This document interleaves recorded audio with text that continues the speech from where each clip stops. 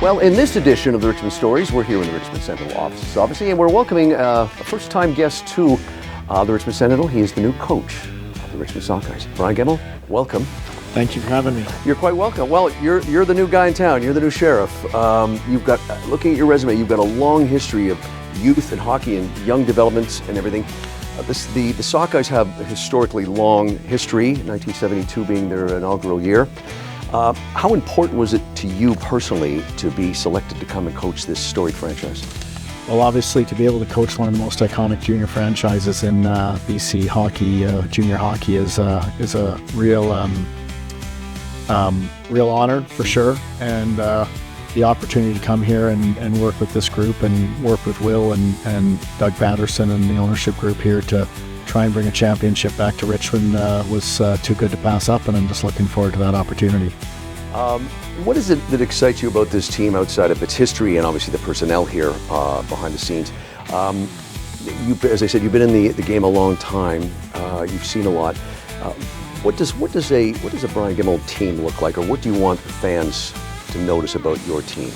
I think that we're going to work hard. Good character kids that go north-south up the ice. They get hard to the net, and they finish every check, and they play competitive hockey. We compete every night, and that's whether we're winning, whether we're behind. We got to compete right to the final buzzer, and fans are going to see that they're going to have to compete if they want to meet the challenges that we expect them to handle throughout the season. So. It is, I guess it kind of goes without saying, but I'll say it anyway, that when young men get to this position, obviously they have talent. What do you consider over your decades in the business, what is vital? What do these young men need to have outside of the obvious talent? Perseverance. They have to be resilient. They have to be able to control their emotions and keep, the game's a roller coaster, not just in game, but throughout the whole season. Mm-hmm. And we need them to understand that they're here to compete, but they got to be able to roll with the ups and downs and keep themselves in check so that they can not lose their minds, as they say. Yeah. Right? Yeah, I mean you're sculpting and building young men, their minds, everything. One of the things I've always read and seen firsthand about the Sockeyes is how well structured they are and how much attention they pay to the always important what's going on off the ice. But young men, as I said, how important is that, and what did you see that when you came? Yeah, I mean they have a big presence off the ice, and again, being a good citizen in the community and being a good person is first and foremost if you're going to be a good hockey player and any good player for any team that you play on. So again, looking at this organization and how they conduct themselves in the community, we have that expectation that will continue, and we ask all of our players to be a part of this community as they move through the season. You've been doing, as I keep saying, a long time. Has your philosophy changed? Have you seen things change? I think about when I was playing hockey till about 16. There are things that coaches did that you can't do anymore. You can't get overly disciplined. But how has your philosophy changed in the coaching of young players? So I think the best way I can put it is that when you come onto the ice, operating like you're on a construction site doesn't work anymore. Okay. I think what I would say to any player that plays for me is that we're gonna and players fill many different roles. Mm-hmm. On a team, and that's just a fact of being on a team. You have players that are scorers, you have players that are checkers, you have players that play in penalty kill roles or power play roles.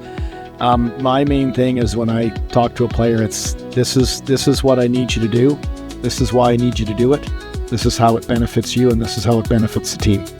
That's an interesting point. I guess part of the journey and the challenge is getting a player to accept the fact that you're going to be a scrappy fourth liner, but that's really important.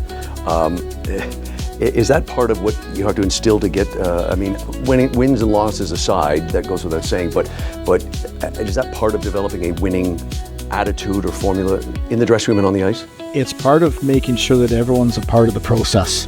Because if you have a third and fourth liner that's part of that penalty kill or part of the checking line that's trying to stop the other team's best players from scoring, you build a lot in your room that way. Because at the end of the day, if everyone's involved in the process of the wins, and you're going to have some losses even when the process doesn't work, right? Mm-hmm. In terms of that, but they have to all feel like they're a part of the process and have a role in a meaningful way for the team to be effective.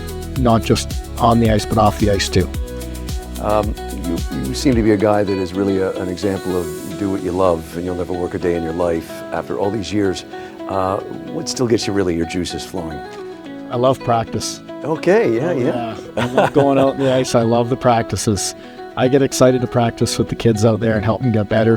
The games, we just get to go out and when we're on the bench there, right, we're making little tweaks in here, right, but it's the players that get out on the ice and do that, and they have to go out and do it, and we're here to help them. But I love going to the rink, and I love the atmosphere of the practices, talking to the kids, seeing how their day's going, but laying out the expectations for them and showing them what it takes to compete, not just on the ice sheet, but in life too. I mean, there's a lot you learn from this sport. Yeah. This is excellent. Welcome.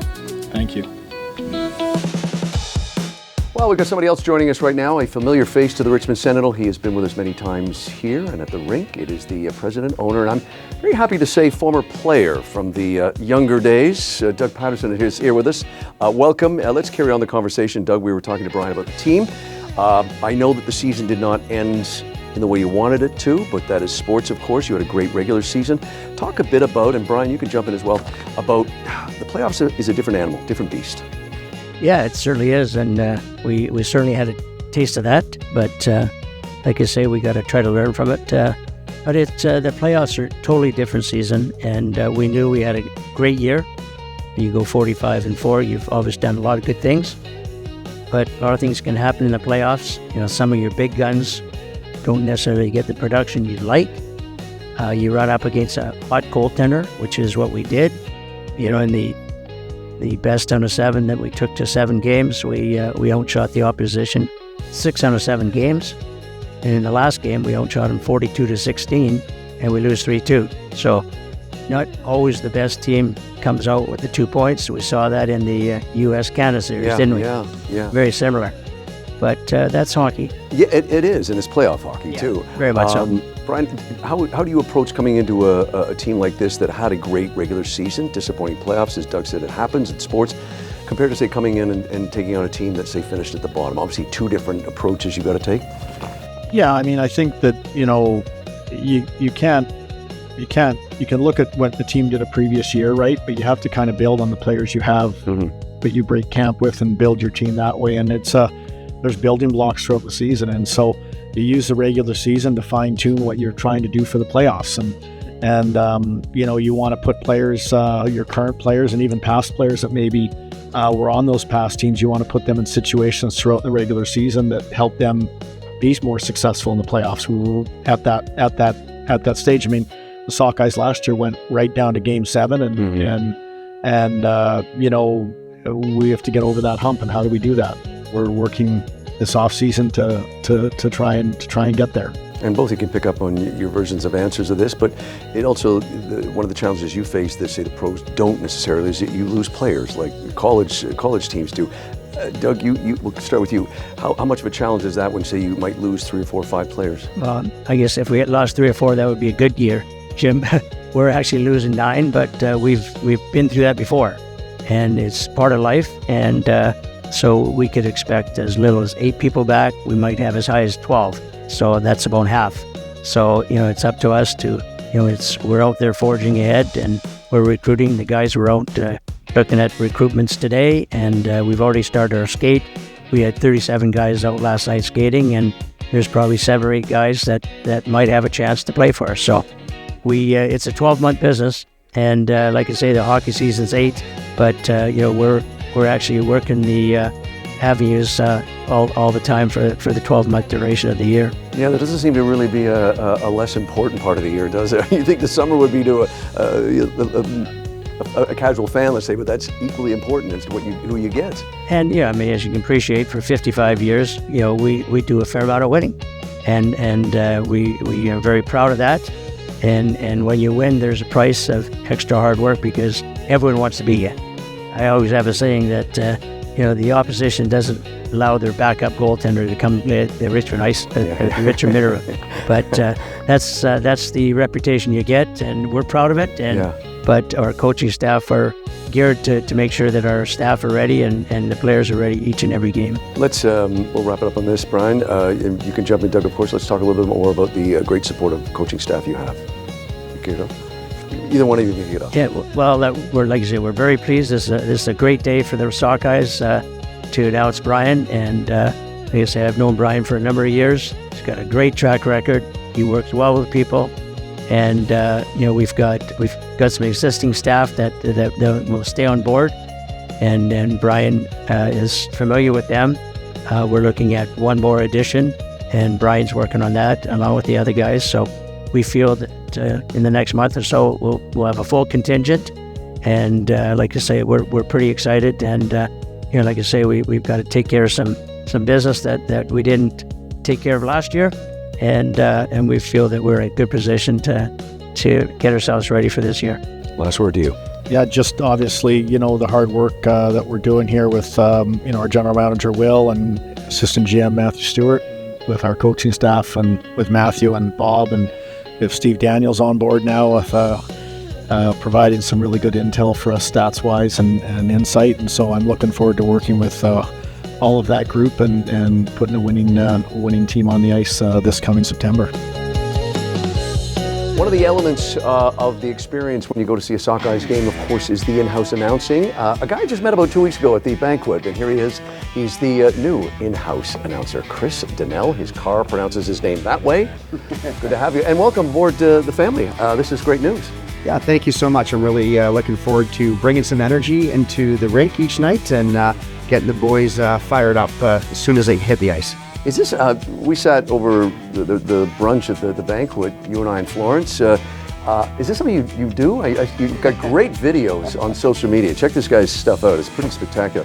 Was this a new challenge? Or is this It's a new challenge, yeah. I actually used to be a nightclub promoter in my younger, early 20s, so over 25 years ago, and was a DJ and did a lot of emceeing and done a ton of stuff. And now with work, I am a real estate agent, my wife and I and our team, and we do put a lot of video content out there. And that's how we connected with the Sockeyes last year, by doing some game day videos with each of the players, which was fun. I got to know all the players, and it really started to create a buzz in the city with people coming up to me because letting us know how they enjoyed the videos and enjoyed getting to know the players. And I think it was a benefit for both the Sockeyes and our real estate team, and it was just great to get out there, and it was fun. So, gotta ask this: a lot of announcers have that great one-liner. Do you have one?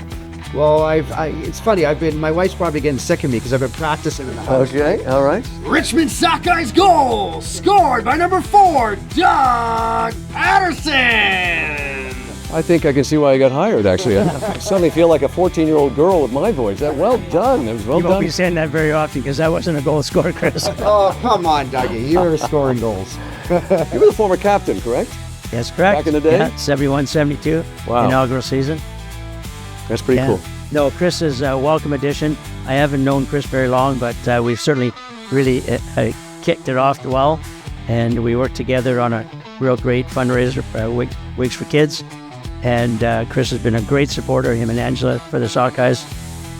And he made it very clear he wanted to get involved. And so here we are.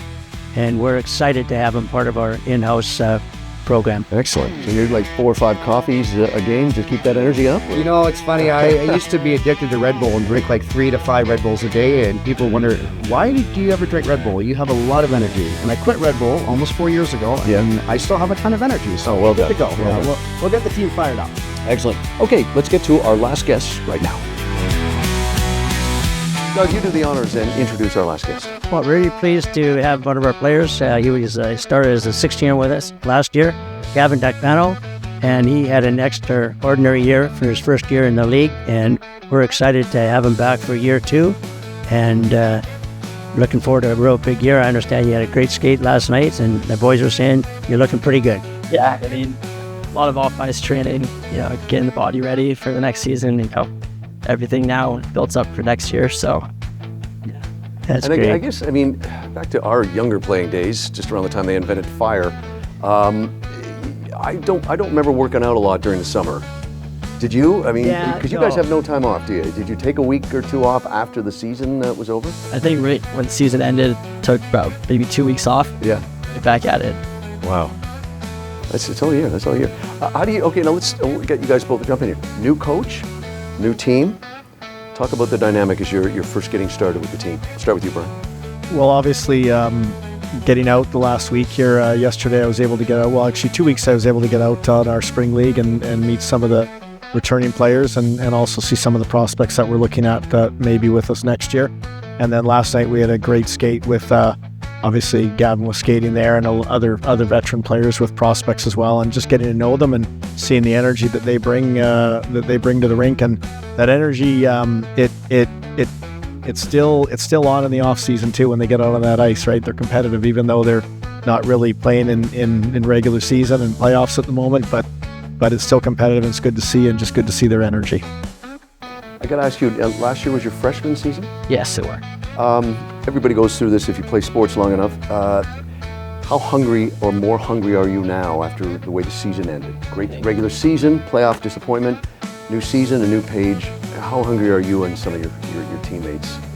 Getting that back at that playoffs series gets lately, losing in Game 7, right when we lost. I was like, it's tough loss.